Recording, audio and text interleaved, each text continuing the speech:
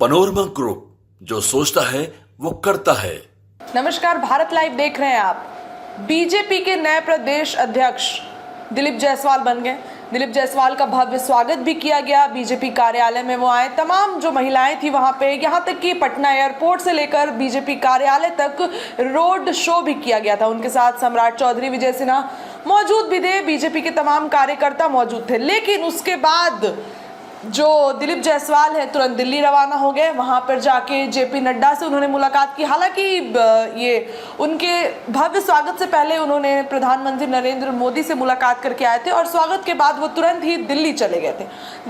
दिल्ली जाने के बाद उन्होंने जेपी नड्डा से मुलाकात की और इसकी पोस्ट वो साझा भी करते हैं कि गुरु मंत्र लेकर यहाँ से आए हैं और अब जो है पूरी तरीके से पार्टी पर ध्यान देंगे, पार्टी और संगठन दोनों को मजबूत बनाने पर अपनी पूरी कोशिश रखेंगे। तो अब दिलीप जायसवाल मंथन का दौर चालू कर रहे हैं। विधानसभा चुनाव अभी नजदीक है और जिस तरीके से लोकसभा चुनाव में बीजेपी उन आंकड़ों को पार नहीं कर पाई जिन आंकड़ों की बीजेपी को उम्मीद थी। 2019 की अगर मैं बात करूं तो 2019 में बीजेपी का जितना अच्छा प्रदर्शन था, इस बार बीजेपी उतनी सीट पर जीत हासिल नहीं कर पाई।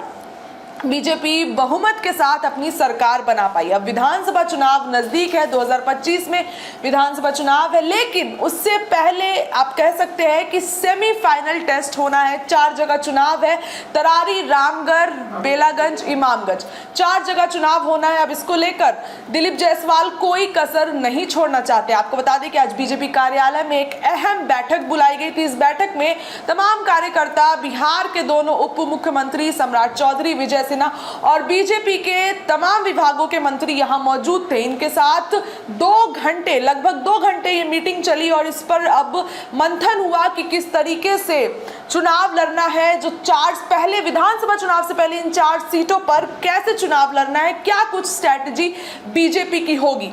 आपको बता दें कि सम्राट चौधरी जब मीटिंग से बाहर निकले, इस पर उन्होंने बयान दिया, आरक्षण पर उन्होंने बयान दिया कि बीजेपी हमेशा इसकी तरफ है। विजय सिन्हा ने भी ये बताया कि हम अपनी पूरी जोर शोर से ताकत लगा रहे हैं। लेकिन बीजेपी के प्रदेश अध्यक्ष दिलीप जायसवाल से जब ये पूछा गया कि कैसे देख रहे हैं, क्या कुछ मीटिंग में बात हुई, उस पर उन्होंने कहा कि 4 जगह जो चुनाव होने हैं उस पर हमने रणनीति तय कर ली है। और बड़ी बात उन्होंने ये कहा कि 4 जगह कौन कौन लड़ेगा, हमारा उम्मीदवार कहां उतरेगा, इस पर भी अब फिक्स हो चुका है। मीडिया कर्मियों ने उनसे पूछा कि नाम बताइए, उस पर उन्होंने कहा कि समय आने पर आपको नाम पता चल जाएगा। ऐसा लग रहा है कि दिलीप जायसवाल अब 4 जगह जहां चुनाव होने हैं उस पर कोई कमी नहीं छोड़ना चाहते हैं। पूरी तरीके से तैयारी शुरू कर दी उन्होंने। क्या कुछ कह रहे हैं दिलीप जायसवाल, आप खुद चल के सुनिए। हमारा 4 विधानसभा का उपचुनाव होना है और उस 4 विधानसभा के पदाधिकारी कार्यकर्ताओं के साथ एक समीक्षा बैठक था कि हमें आगे की रणनीति कैसे बनानी है। इन्हीं बातों पर चर्चा हुआ। किन सीटों पर कौन लड़ेगा, कब तक तय हो जाएगा? ये भी तय हो चुका है। आप लोगों को सही समय पर हम बता देंगे, लेकिन हम लोग का तय हो गया कि कहां कहां कौन लड़ेगा। ये तो मैंने कहा ना कि बस 2-3 दिन बाद हम उम्मीदवारों का भी चयन हो गया, सब हो गया है, बस 3-4 दिन में बता देंगे। पनोरमा ग्रुप, जो सोचता है वो करता है। अगर ये वीडियो पसंद आई और वह बिहार के राजनीति और बिहारियत से सरोकार रखेनी तो सब्सक्राइब बटन दबा के चैनल के सब्सक्राइब कर ली। ओजे एगो घंटी बा, ओकरा बटन दबा देला से कुल सटीक और मारक खबर रुआ मुफ्त में मिल जाई। अगर रुआ पत्रकारिता के हमनी के नया प्रयोग में सहयोग कर चाहतानी तो ज्वाइन बटन दबा दी।